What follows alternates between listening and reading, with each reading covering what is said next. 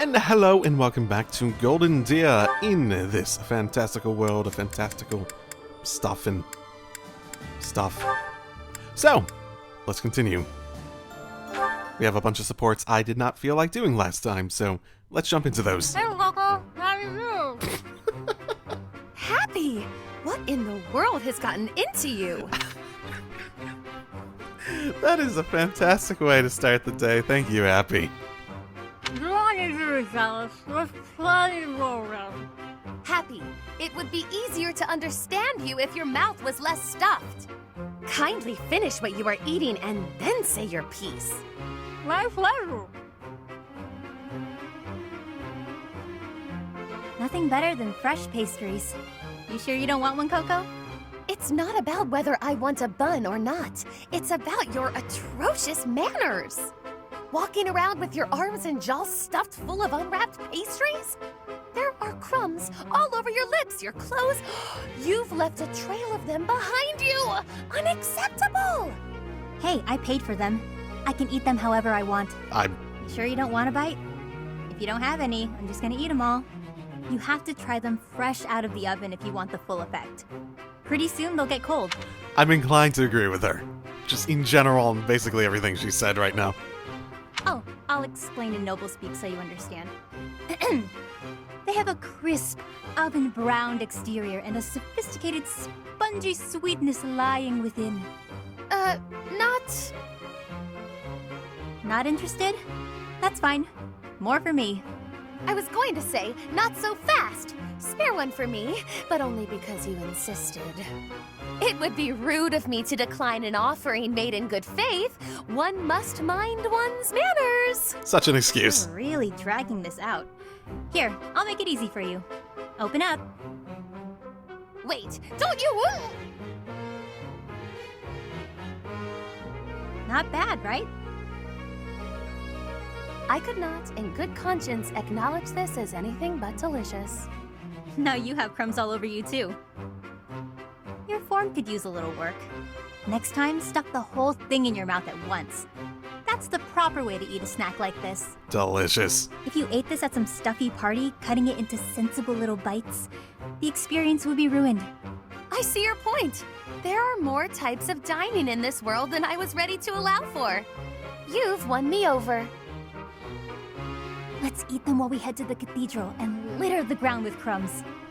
A capital idea! Wait, no! At the cathedral? You've lost me again, Happy. I'm not sure what the point is there, but okay. I like that Constance just like gives up her ideas. If someone makes a good point, like, just like snap of your fingers. Super easy, super straightforward.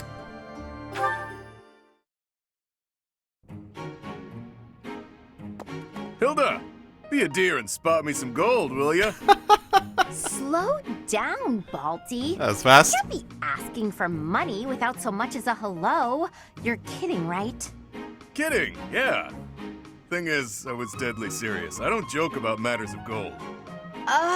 Your request is denied. You didn't used to be like this, you know. I get the feeling you don't mean anything good by that. But come on, I'm the same as I ever was. No, you used to be dependable. Like that time in the woods near Fodlan's throat. You remember? Thinking. You sure that was me?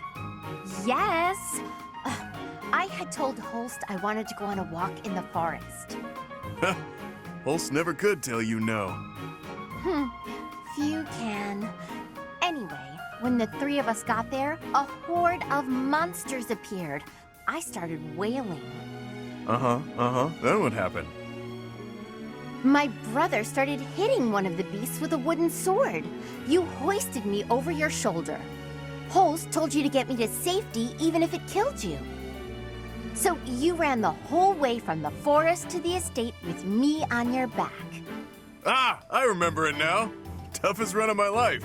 I was so exhausted I threw up about a month's worth of lunches afterward. And then you turned right around and started running back. You said, I've got to save Holst. A good thing, too. Holst was moments from winding up in that thing's stomach. Had to slam into it, then Holst and I kept punching till the deed was done. Truly a fight to remember. It was impressive, especially considering you were just teenagers. When you came back, you were just bruised boys in tattered clothes. But to me, you looked like heroes. And now, here you are, a scrounger who can hardly open his mouth without nagging me for money. What happened to that brave little boy who saved me from a monster? Wow, way to shame a guy. I feel awful. But I still need gold. Can't live without it in this cruel world. Oh, come on. We both know that when you have money, you drink or gamble it all away. But I suppose I could ask my brother to help pay off your debts, get you back on your feet. Don't you dare speak to Holst about this. He's a close friend. I'd hate to ruin what we have by borrowing gold. How long has it been since you talked to him, for one? And two, his sister? You're basically going to the same well of money, aren't you? Oh, but you have no qualms about using his little sister? Figured I'd be an easy mark, is that it? Unbelievable. That could have gone better. And beginning and end. Okay. It's a nice little story, I suppose. Oh, and speaking of Hilda, the paralogue, I'm going to go to the point where I have paralogs again in this and see if it shows up. If not, I have saves well far enough back that I can go and just go through it for the sake of going through it.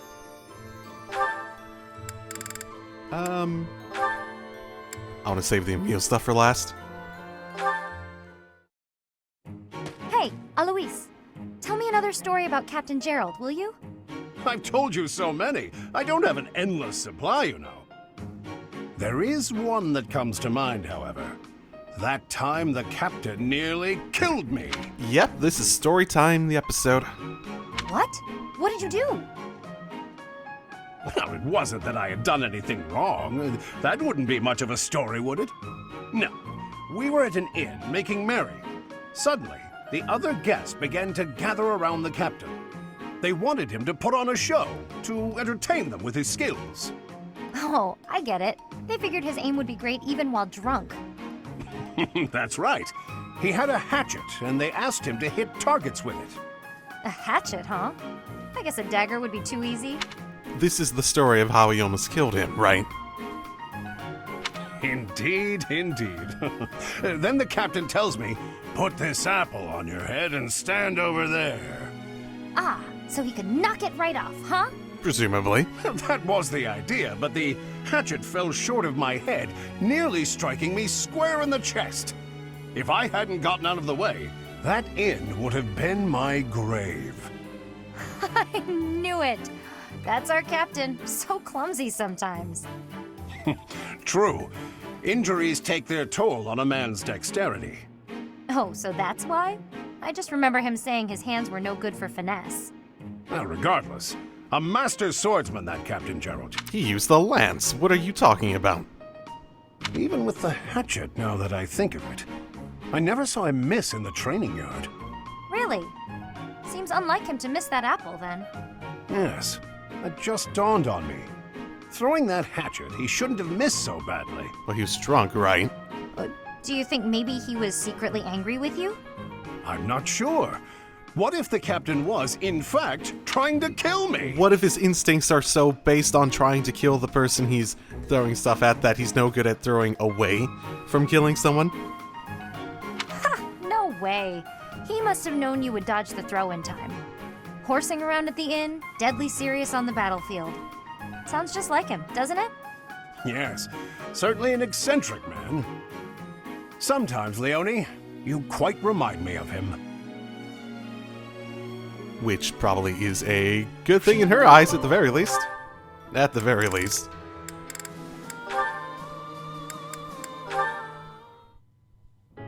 Mercedes, I have heard that you are the daughter of imperial nobility.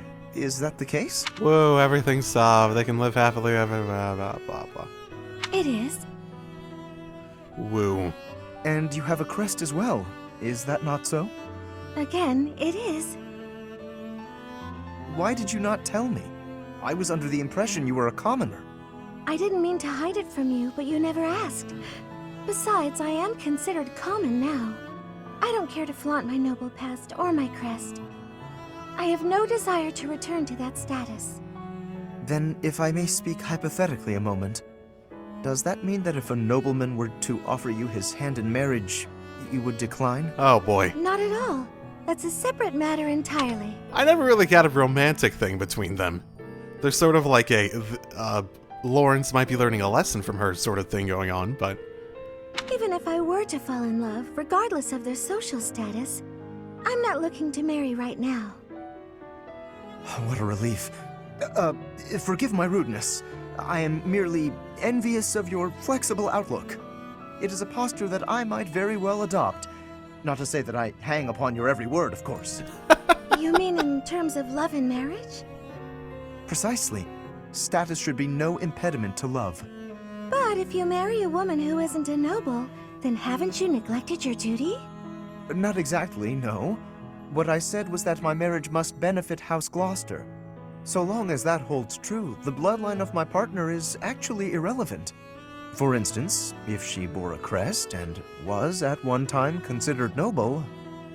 Well, now that doesn't sound flexible at all. Yeah, it sort of just, like, falls back on all the ideas.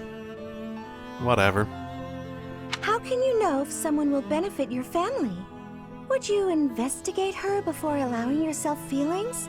That doesn't sound very noble of you. Ouch. That is not what I... I'm sorry, Lawrence. I was only teasing. Sort of brought it on himself. I'm sure your lack of tact is what women find so irresistible. Come again? Oh, nothing at all. I hope you do your family proud and fulfill your duty. Oh, fantastic. Yes, I most certainly will. Oh, that was awkward. That was immensely awkward. That was just so awkward. Oh my goodness. Are you praying, Ignatz? Are you concerned about something? A little. I'm coming to accept that I will never be an artist. I'm self-taught, so my style and technique are probably all wrong. I don't know what I'm doing. Besides, how could I persuade my father? I can't even imagine his reaction. He'd disown me. What have you been doing for the past 5 years? That's a lot of time. It takes courage to stray from the path that has been set out for you. It's never easy. I'm in a similar position. I've been carrying out my adoptive father's wishes up until this point. But...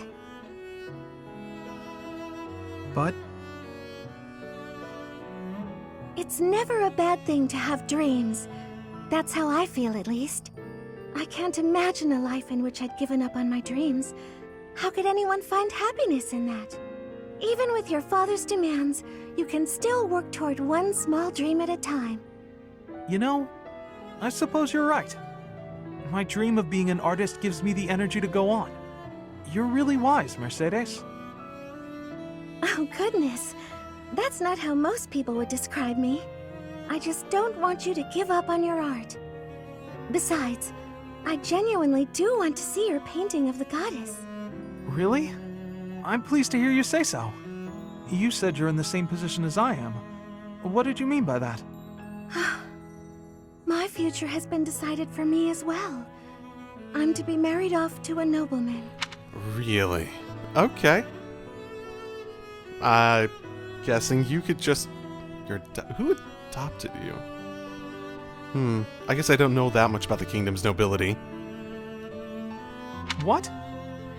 Or I suppose common, technically. Is it really that surprising? I think many young women face the same fate. So, will you get married? I suppose I haven't given it much thought. Whatever may happen, I'm sure everything will work out in the end if I don't give up on my dreams. Everything will work out in the end. Mercedes, you're amazing. I think that whatever you do, wherever you go, you'll help a lot of people. You're so kind. I know you can... Oh. What's wrong, Ignatz?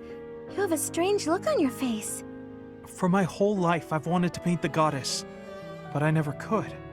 Whatever shape I gave her, she never seemed quite right. but it's just come to me. Well, if that's not a good pickup line. It's wonderful how inspiration can strike so suddenly. Quick, paint before you lose it. I will. Will you help me? I'd be happy to help, but I'm not sure what I can do. Don't you see? The goddess I imagined and tried to paint so many times. She's you. Yep. I have to get my supplies. Stay right there. To say such a thing directly before the altar, that must be some kind of sin. I'll say an extra prayer for him. Oh boy. Now that's probably the best pickup line I've seen in the entire game. By far. Oh my. A lot of A's at this point. A lot of A's. Ah, Marianne, I've been meaning to thank you. The books that you lent me have proved most fascinating. Would you permit me to offer you tea as a token of my gratitude? I'm a little busy right now. Maybe later tonight? Of course. I will look forward to it.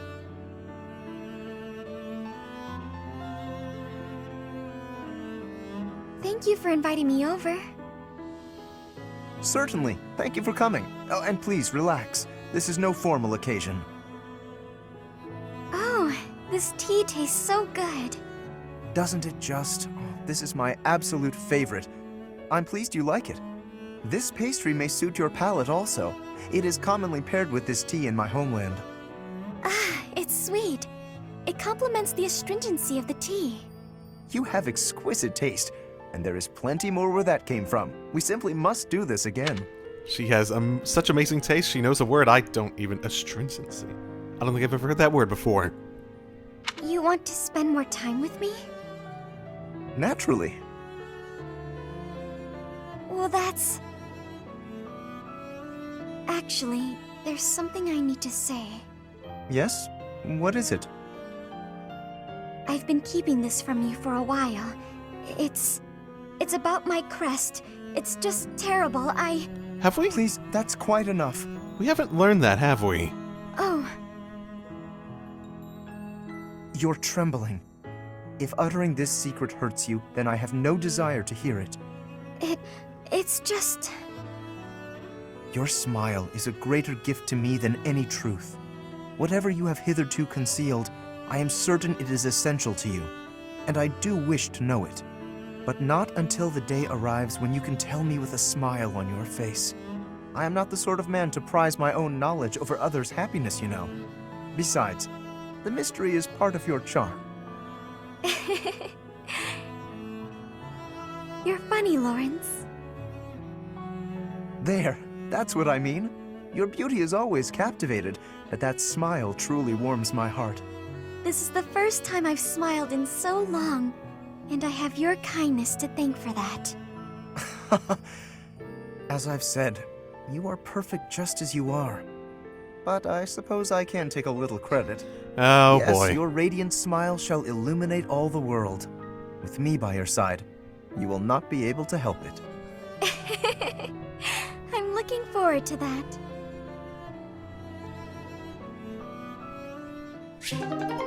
For one involving Lawrence, I actually quite like that one. Someone to actually, you know, truly be what he claims he wants to be, essentially. That upstanding, noble to aspire to. Capsized the teapot. Tea leaves in the carpet. This'll be fun to clean up. Hey, Hilda. Is something wrong? Ignatz, I accidentally knocked over my teapot. I'd drunk all the tea already, thank the goddess, but the tea leaves went right into the carpet. Oh, that's a mess. Here, let me help. I can leave stains if you're not careful. But don't you have somewhere to be? Oh no, don't worry. I'm on a break. What's that in your hands? Oh, painting supplies. You were gonna go do some painting, weren't you? Ah, yes. The weather's quite splendid, and I found a place where some gorgeous flowers are blooming. but the flowers aren't going anywhere this second. Let's clean this up. Okay. Thanks, Ignatz, and sorry to keep you away from your painting. That's okay. It didn't stain, at least. We picked all the leaves out of the carpet. Still going painting? Or is it too late in the day? No, I think time-wise it'll be fine. If you're not doing anything, Hilda, would you care to join me? I don't remember what this stuff was about before. I'm sorry, I didn't mean to make you uncomfortable. Forget what I said, I'm sure you're busy anyway. You didn't let me say anything. It took a while. Well, no, but you didn't reply, so I thought you didn't want to. I never said I didn't want to. I was just surprised. I'd love to see those pretty flowers you mentioned. I'm glad you invited me. Oh, that's good. Wait, you're glad? Of course I am. I like being invited to things, silly. Right, of course. It's affirming. Yeah, exactly. See? You get it. So there's no need to worry that an invitation is burdening someone. It feels good to be asked. Of course. Well then, in addition to seeing the flowers with me, would you like to help with my painting? I wouldn't want to screw up your opus. I'm not much of a painter. No, I meant that I'd like to paint you, with the flowers all around you. Oh, that's too much, isn't it? Forget I said anything. Silly, you didn't even let me answer. But you're right, I'm not up for that. I'm sorry, I'm not up for that, unless your painting of me will look really, really cute. Can you make that happen? Huh? Yes, of course. I'll paint you cute as a button. Good. Shouldn't be too hard. I can feel a very cute smile coming on. Ignatz probably has the best pickup line. I'll paint you.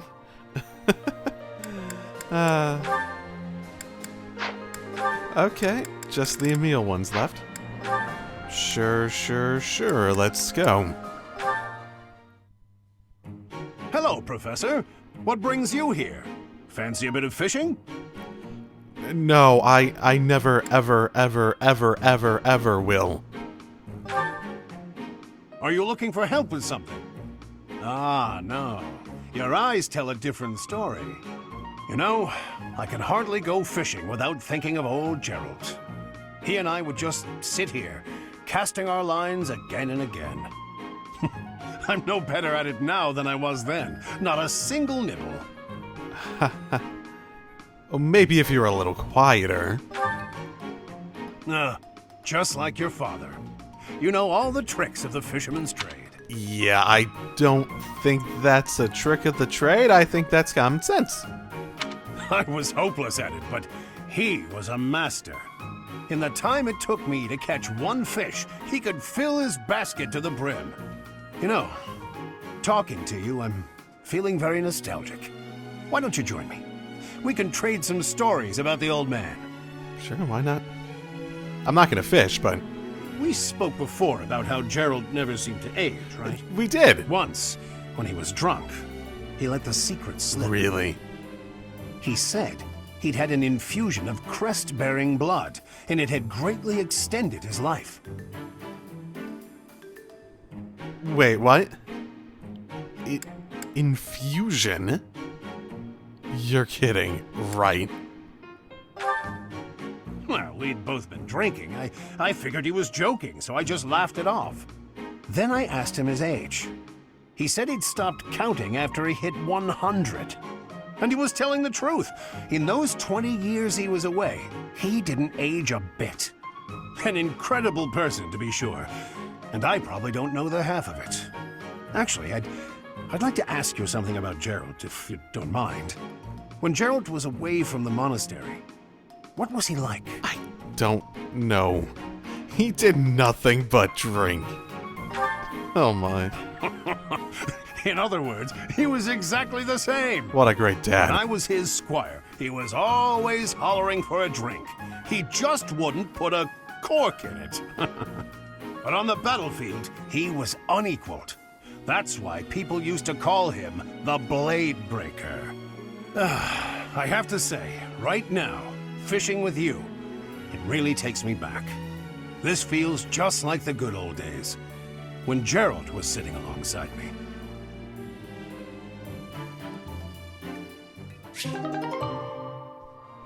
That was nice. That was nice. That was definitely nice. And yeah, basically everything's at A. Okay. Hey, Professor. I think you've been working too much lately. Liar. The battle's gonna keep going with or without you, but you're the one doing the most out there. It's real impressive how you can focus on giving orders and fighting. I don't think I could do both in the same battle. I see you running all over the place, even after the battle's over. I just don't want you to wear yourself out. You know what? I'll take your advice. Maybe I am a bit more tired than I thought I was. You gotta take a break when you can. Even when you're feeling fine, it could suddenly hit you. No offense, Professor, but don't you think some folks might be taking advantage of you? Like who? Claude keeps asking you to do things, but you never say no. Fair. Like when you gave that speech to the troops. That didn't seem like something you wanted to do.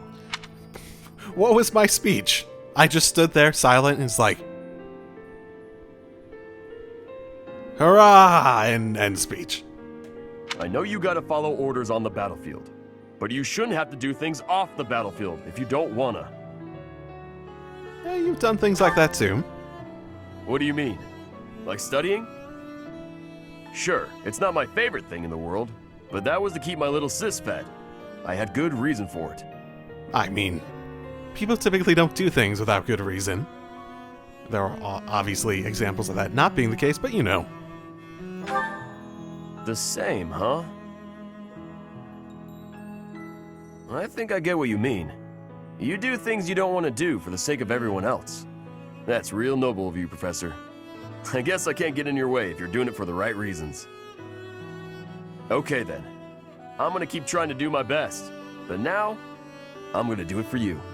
My little sis is important to me. But you're real important too. I always work hard for the people who matter to me. And having more of them in my life just means I gotta work even harder. What do you think? I think you should take a break. Yeah, you're important to me too, Raphael. All of you students are. Let's get you out of here alive. Really? I wasn't expecting you to say that. You're gonna make me blush. We gotta keep working hard together then. At least until this war's over. I'll work to make sure you don't collapse from exhaustion. You got nothing to worry about, Professor. I've been training non-stop. I got your back, no matter what. I do appreciate it. Definitely a good one to have my back too. Definitely.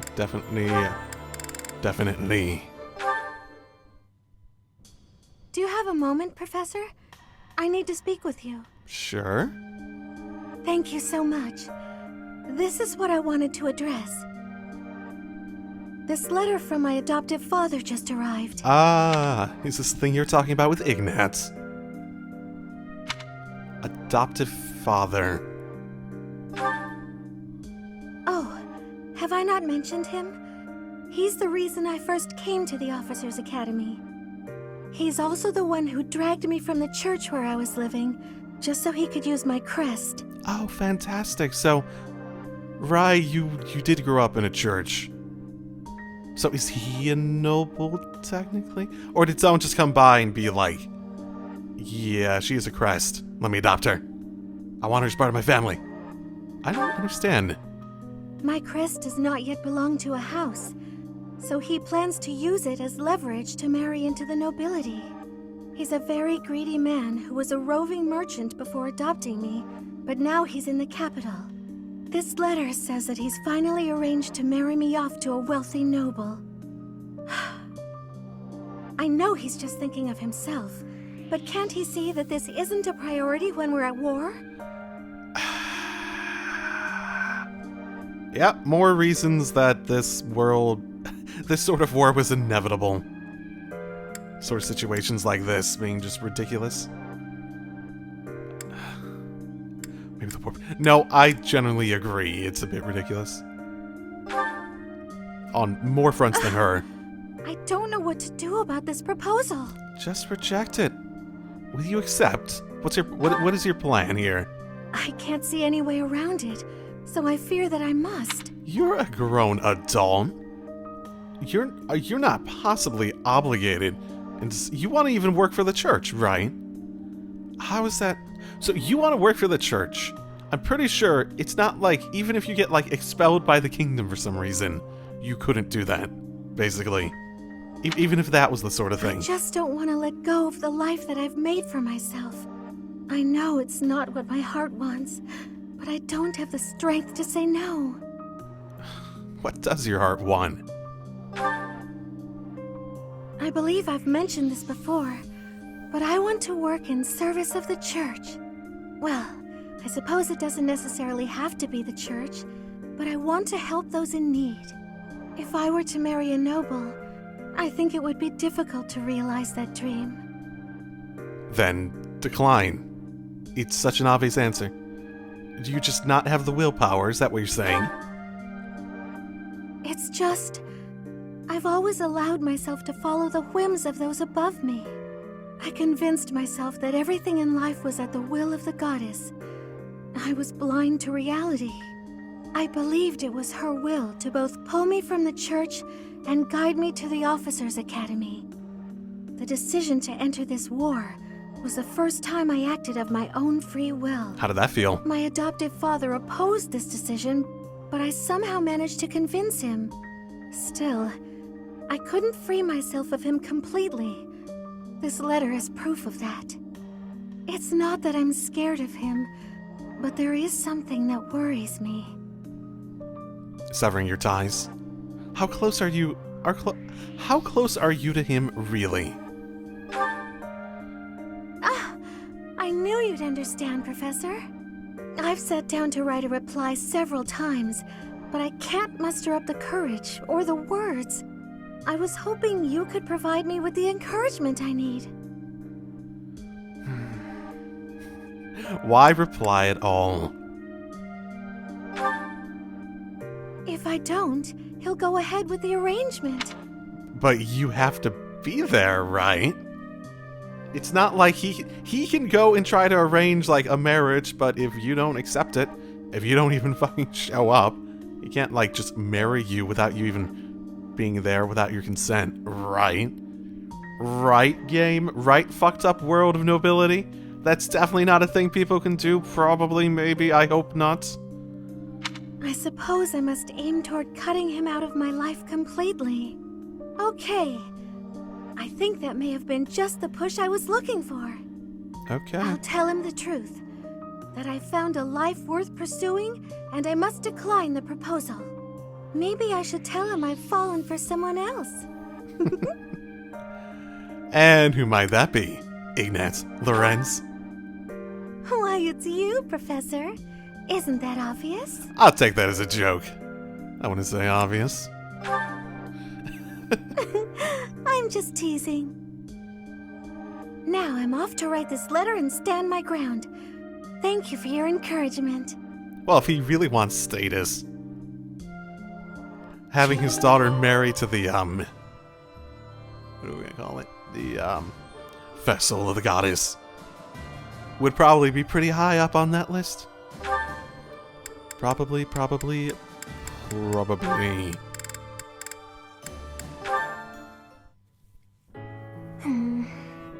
Hey, what did we ever talk about before? Oh, hi, Professor. Hi. Yeah, did something happen? I want to say our previous discussions had to do with her overexerting herself. Do you remember what we talked about before? About doing my best to not do my best? Well, I've been pretty busy recently, and despite my best efforts, I've been trying way too hard. I was busy all day yesterday with training and work. I just couldn't help myself. That's why I decided to take a day off today. It's just, now that I have a day off, I don't know what to do with myself. That's why I get a hobby. Please, you have to help me. What should I do? Absolutely nothing. I can't relax relax if I'm doing nothing. I need something to keep me occupied or I'll go nuts. I'm sort of I'm not the same as her. I'm sort of the same as what Emil's suggesting, where it's like when I get a day off, there are things I might want to achieve, like recording this sort of stuff and whatnot. But ultimately, my goal for having time off is to just not have to achieve anything. I'm sorry, but I don't think I'm cut out for not doing my best. Oh! You're a professor. You must know some secret technique for deep relaxation, right? If you do, please teach me. I'm begging you. I'm at my wit's end. Do I have some sweets? Sure, why not? Tea sounds like it would make more sense, but I don't care for tea. Got it. I'll try that right now. That actually sounds like it would just make her more hyper. This candy is so sweet and delicious, and it goes so well with piping hot tea. Well, you had both anyways, great. Oh, and speaking of the tea, your brewing skills are incredible. Lots of practice. I'd love to be able to make such nice tea, but... Hey, that could be a hobby. Oh, Professor, will you teach me how to brew tea like this? I'll do my best to learn, and then I'll make delicious tea for you as thanks. Is this doing your best again? Oh, sorry. Back to my old tricks, it seems. So, why is it so difficult to not do my best? I try and try to not try, but it just doesn't work. She's such a freaking... Okay, just be yourself. Professor? You're right. Doing nothing is just not my style. To be myself, I've got to do my best every day. Well, no, but do your best at relaxing and find a freaking hobby, basically. Whatever, that's the spirit. Okay. Then you really must teach me how to make such delicious tea. You will, won't you? Please. Oh, and also, well, thank you. You've listened to me and helped me face my troubles. Now I feel like I can talk to you about anything. Honestly, I wish we could go on drinking tea like this forever. That was nice. Like I've said before, my favorite characters tend to be those that make me laugh the most. And I'd say that Annette's up there. Just silly in all the right ways. Dear Goddess, I ask for guidance.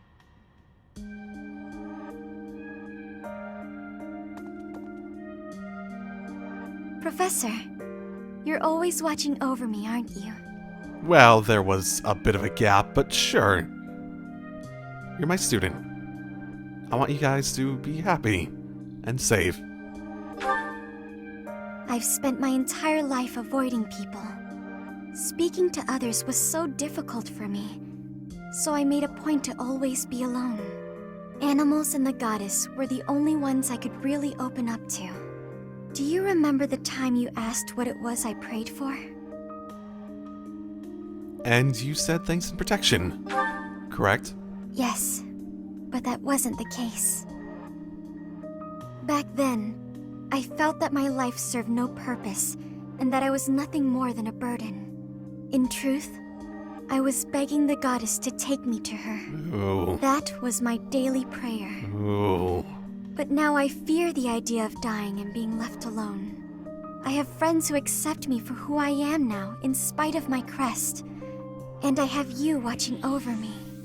I finally learned to accept the kindness and warmth of others. I don't remember learning about what your crest is supposed to be. It's because of you, Professor. Because of you, I've decided to live. That's good. That's great. I'm sorry to have worried you, but I'm all right now. Even if I'm separated from you or any of my friends, the memories I've made here will give me the strength to continue on. That's great. But you should look into the future instead of the past, to make more memories. more things to cherish.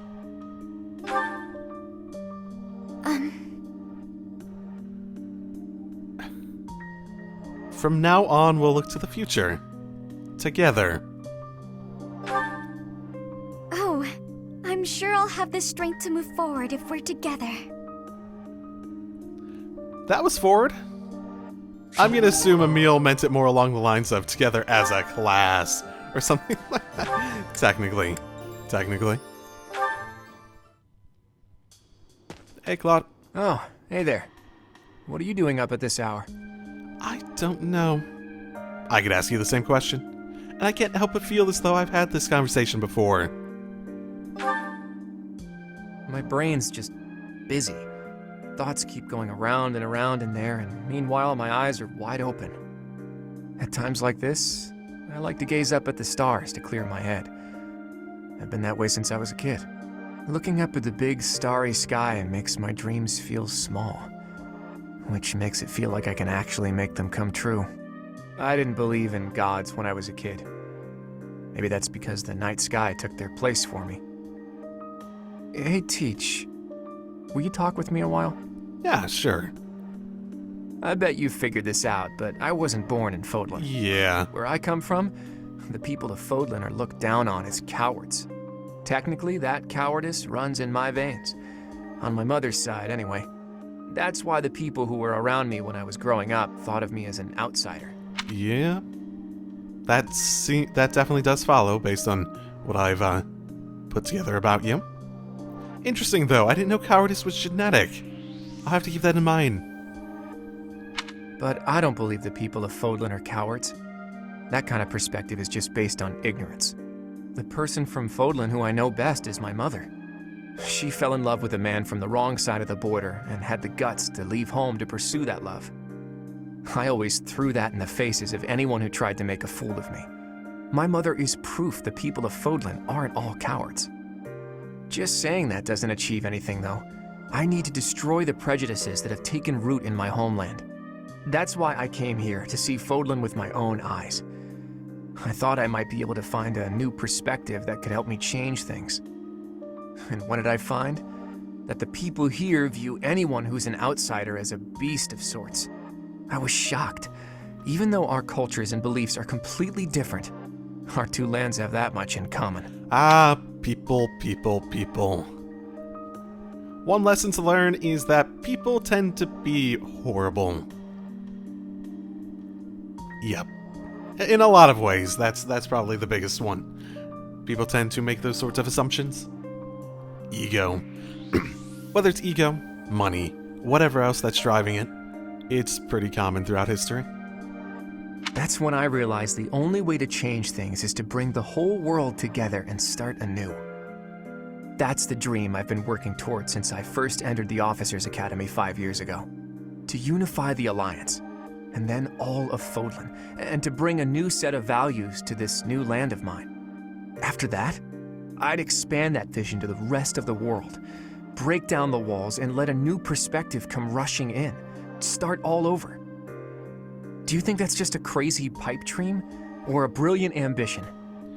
I think a lot of things need to change in this land, and it's just as viable as other visions. It just needs to be executed correctly. But can you rise to the challenge of executing that and actually achieving it in a way that will achieve your dream? That's the real question. Not too long ago, I would have said it was too much for me to accomplish on my own. But that's not how I feel anymore. And that's because I have you on my side now. Lately, I've spent a lot of time thinking about how I wouldn't have made it this far without you. You and me, Teach. We can go anywhere. Do anything. I hope that you always walk in step with me. At least, until the day comes when we can look out at the peaceful world we've built. Together.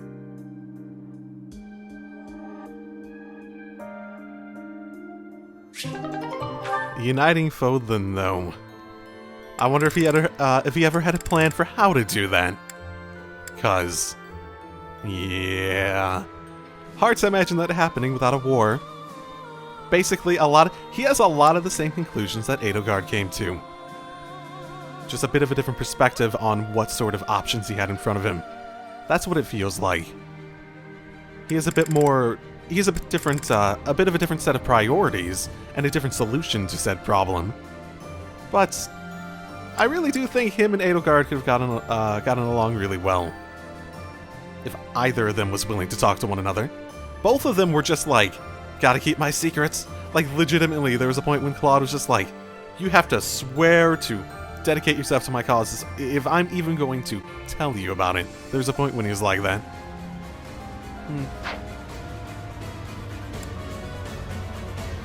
Yeah, I quite like Claude, and nothing is going to change that in my mind.